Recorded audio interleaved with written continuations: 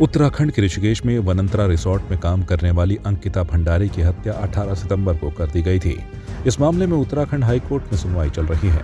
High court जहां इस मामले में सीबीआई जांच कराने की मांग याचिका को पहले ही खारिज कर चुका है, तो वहीं दूसरी ओर अंकिता के परिजनों के सामने भी कई मुसीबतें खड़ी हो गई हैं।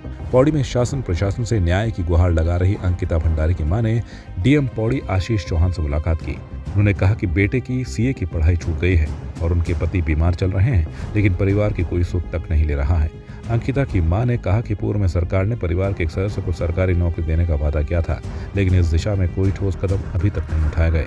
अंकिता की मां ने कहा कि उनकी बेटी को इंसाफ मिलने में भी लेट लतीफी की जा रही है।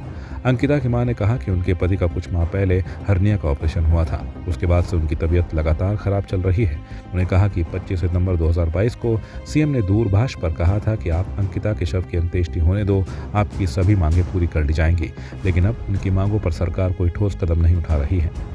अंकिता भंडारी की मां सोनी भंडारी ने मांगों का जल्द समाधान नहीं होने पर 6 मार्च से डीएम कार्यालय परिसर में परिवार व ग्रामीणों के साथ आंदोलन की चेतावनी दी है।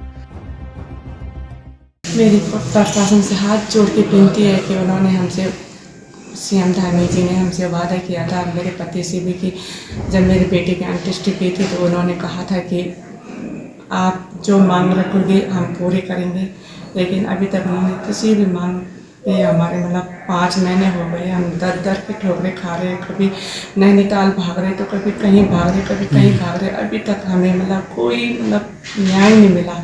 न्याय की उम्मीद तो दूर। उन्होंने ये भी कहा था कि परिवार को एक सदस्य को नौकरी मिलेगी, लेकिन अभी तक आप देखते रहे हो। आज इसी विषय पर मैं यहाँ आई हूँ। इस दौरान डीएम ने कहा कि ICAI से सीए की पढ़ाई कर रहे अंकिता के भाई को इंटर्नशिप का ऑफर लेटर दे दिया गया है। डीएम ने अंकिता के पिता के स्वास्थ्य की जांच के लिए सीएमओ को आवश्यक दिशा निर्देश दिए हैं। वहीं डीएम डॉक्टर आशीष चौहान ने कहा कि परिवार के लिए हर संभव मदद के प्रयास किए जा रहे हैं।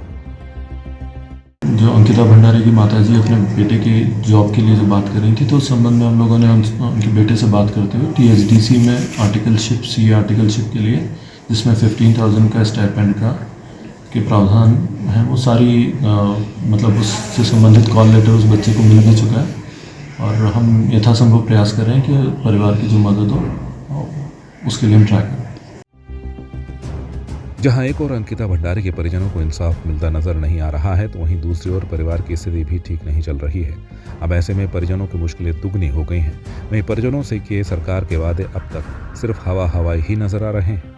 संवाद 365 के लिए पौड़ी से भगवान सिंह की रिपोर्ट।